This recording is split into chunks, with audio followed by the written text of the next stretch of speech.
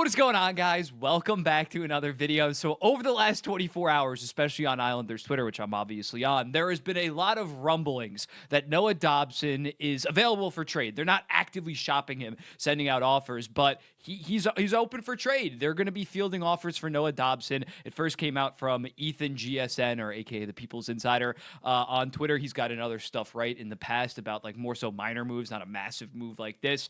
But yeah, he basically hinted at this going down, as well as a couple other area adjacent. Mark D'Amico, I believe that he covers more so the Flyers, but he also tweeted something out regarding that. The Islanders' top beat reporter, Stefan Rosner, ran with it. So there's at least something here. We don't have like an Elliot Friedman. Maybe we'll get that in Hockey Night in Canada, but there's something. There's some type of smoke regarding this, and it makes some sense considering Noah Dobson went down with an injury on January 4th. The team really has not missed a beat, and especially after signing a guy like Tony DeAngelo that I was skeptical of, has not really been much of a difference between Tony DeAngelo and Noah Dobson. Noah Dobson is a restricted free agent, and based on the fact that he had a 70-point season last year, he's rightfully so in his own right going to ask for north of $8 million on some type of extension. So maybe the Islanders are like, screw it, let's just trade him now for more like a forward and just kind of do this Moneyball kind of defense core and instead upgrade the forward core that we have been lacking in terms of a star guy. So that's where it's at right now. I think if the Islanders were willing to do this, they would be looking to improve the team. They're not fully entering some type of rebuild. Some of these hypothetical trades that I'm going to go through right now are kind of slanted towards rebuilds, but also some other top end players heading back to Long Island. So yeah, we're going to get into it now. I think it's more likely that he gets traded in the offseason than say at this year's deadline. But yeah, let's dive into it. And up first, we do have one more so of one of those rebuilding ones. This comes to us from Wilson. Reinbacher in a first, Calgary's first for Noah Dobson. If the Islanders decided to do more so of a heavy retool rebuild, I would definitely be behind this. I think that Calgary pick is probably going to be 12th to 14th, 12th to 16th. I don't think they're going to make the playoffs. That's going to be a reasonably high pick, even though I don't love the 11 through 16 range of this draft, as well as Reinbacher. He's injury prone, but definitely still has a potential to be an NHLer next year and a good NHLer in 3 to 4 years. And for the Montreal Canadiens, it makes a lot of sense. Again, Reinbacher is not a sure thing, and especially with the injury history, you get a very good top pair offensive defenseman. Maybe he ends up playing on the second pair because Lane Hudson's going to be a eventual top pair guy, but that's a good problem to have. It would make sense for both parties. I'm just not that sure if the Islanders are heading in that direction in terms of a little bit of a reset button, getting that much younger. But yeah, if you got that pick, Reinbacher, then you traded Brock Nelson for a first and a third, Palmieri for a second and a third, you would have a pretty effective war chest of assets to potentially use on other trades. So that definitely interests me to a degree. Next up, we got this from Bottom Feeder. Dobson for Rantanen. Get him out of Carolina. We don't want him. And yeah, he has like 2 points in 5 games thus far, and I believe his only 2 points came against the New York Rangers. He's been a little bit underwhelming. That is definitely something. I think Frank Saravalli may have been talking about it. Like, if Carolina doesn't like what they see, could they potentially flip him at this year's deadline? So then that for pieces that'll be around here longer instead of giving him some kind of 8-year $13.75 million. I would happily do this. I would lock up Mikko Rantanen, even if he's not the same player that he was in Colorado, and his numbers without McKinnon when he didn't play were also like all-star level. So I still think that this guy is a top 15 player in the entire NHL. I'm not going to overreact to 5 games in Carolina, but yeah, if Carolina said, yeah, we don't really want Rantanen, we're going to try to recoup some assets, I would happily ship out Noah Dobson. Rantanen would easily come in and be our best forward in a long time, since John Tavares, probably 2015, 2016. I would be all for that. In-division trade happening like that, I'm not so confident that something like that would go down, but definitely pretty innovative. Next up, Feelers for Ealers. Dobson for Stankoven, Bichelle in a second. I'm not sure that they would give up Liam Bichelle as well in this kind of trade. Something like Stankoven in a second could make some sense. Dallas's forward core is pretty loaded. Not saying Stankoven doesn't have a role in that in the future. He definitely does, but they have more so of a pressing need at right-handed defense. They've had to throw Thomas Harley up there with Heiskanen a decent amount of times. It does make sense to a degree. Islanders would get younger, but still would get an impact guy. It would be like a peak retooling move. I think that does make sense for both teams. My only concern is Dallas has a lot of top-end guys coming up relatively soon. Yes, they have Hintz, Heiskanen, Ottinger locked up, but Johnston needs a contract this summer. Robertson and Harley need one next. So in terms of making the money work, it might be a little bit hard. This would obviously have to be an offseason move as well, trading his rights, but definitely interesting to a degree. Next up, Wilhelm Norrell. Dobson in a second for a third, Byram and Cousins. Yeah, I don't hate this that much. I don't love Dylan Cousins at that cap hit. It's a little bit more reasonable now that the salary cap's going up so much. But yeah, this wouldn't be a horrible return for my New York Islanders. You would get cost-controlled guys like Dylan Cousins, but although that is a little bit of an overpayment, as well as Bowen Byram can maybe turn into something. Bowen Byram is a lefty, though, and we already have Pelech in Romanov, so I'm a little bit cooler on this. I think for Buffalo, this would be a great deal in terms of getting a legit number two behind Noah Dobson, or behind Rasmus Dahlin. Yes, they do have Owen Power, but Dobson is clearly more proven. Half decent trade there. Axel Bill Falk says LA trades for Dobson and gives up Brandt Clark in a second round pick. This would be LA saying, like, we are going for it for the next 2 to 3 years. This would have to be an offseason deal as well, obviously, because Brandt Clark's only on an ELC. I would do this if I was the New York Islanders. I mean, this would be a great retool move because I think Brandt Clark's ceiling is way higher than even what like Noah Dobson was last year at 70 points, but he's pretty bad defensively.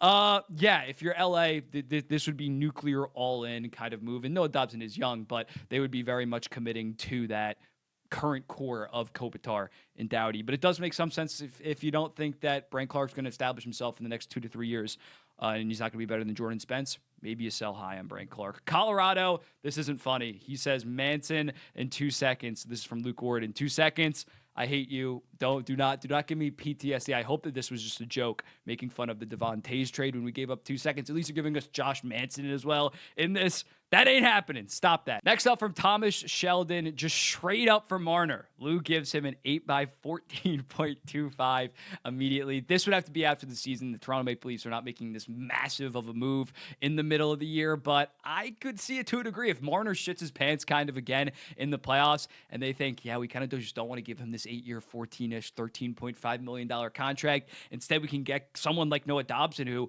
might probably walk in and be our number one, considering Morgan Riley has been so underwhelming this season and he plays on the right side.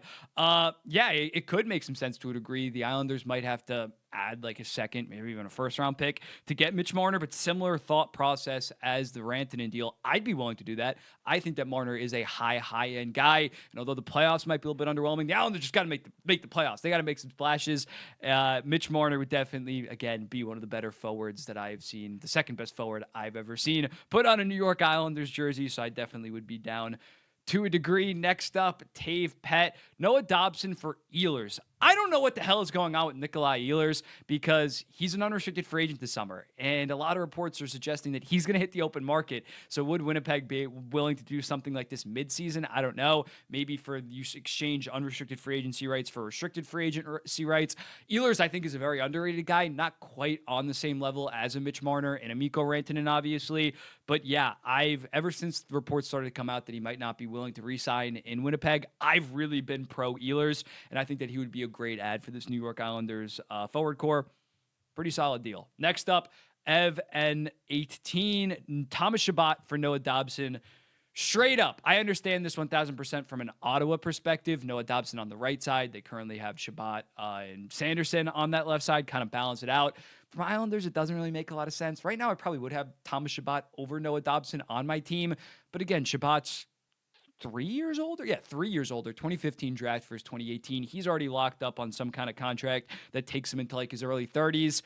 I don't hate it, but again, if my Islanders are going to do something, I think they need to do something somewhat bold instead of just swap like solid top pair defensemen that Chabot and Dobson is. That does not move the needle at all. I wouldn't be like grossed out by it, but again, it'd just be like a total nothing burger. And would it really improve both teams that much? The Senators maybe a little bit just because he's younger. If he gets back on track, don't love it for my New York Islanders though. Next up, Blake says Kyrou for Dobson. And yeah, this is probably the one that maybe has been rumored the most. Jordan Kyrou, very good forward, has come a long way, especially defensively of late. Legit 30-ish goal, 30-ish assist, mid-30s, 70-ish point guy.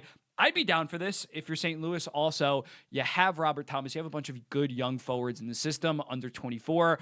Maybe you decide that we want that defenseman. We have older guys like Parayko, Falk, Fowler, but they're not going to be around for long, as well as Philip Broberg.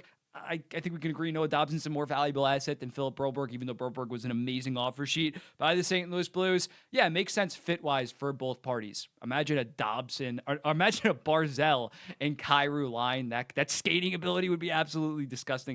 Next up, pretty easily the most rumored guy for Noah Dobson outside of Jordan Kyrou. That would have to be Elias Pettersson. That was a first and a second for Pettersson and a sixth.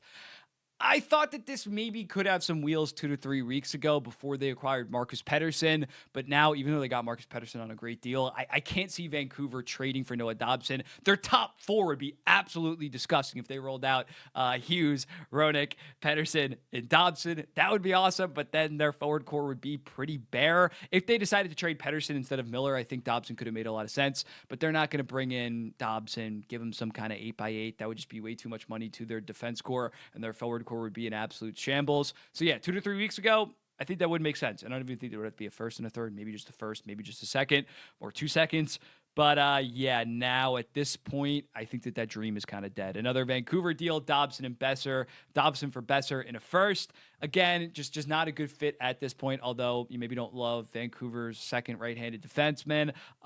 Just doesn't make sense because he's that pending restricted free agent. It's not like he's locked up on some kind of team-friendly deal. If you're Vancouver, I would like it for the Islanders a decent amount. Brock Besser's a very good goal scorer. Playing with some playmakers would be interesting on the same line with a Matt Barzal I would like to see, as well as a first that you can maybe flip, but for Vancouver just doesn't make a lot of sense. And then going back to Ottawa, the hometown kid, Shane Pinto, Nick Jensen in a 2025 first round pick protected. I'd be fine with this one. I think that first round pick, I think the Senators are going to make the playoffs, but that still probably would be a late teens pick. Shane Pinto has not really been killing it this season. Obviously, he's hurt now, which really stinks, but no, Dobson's hurt as well.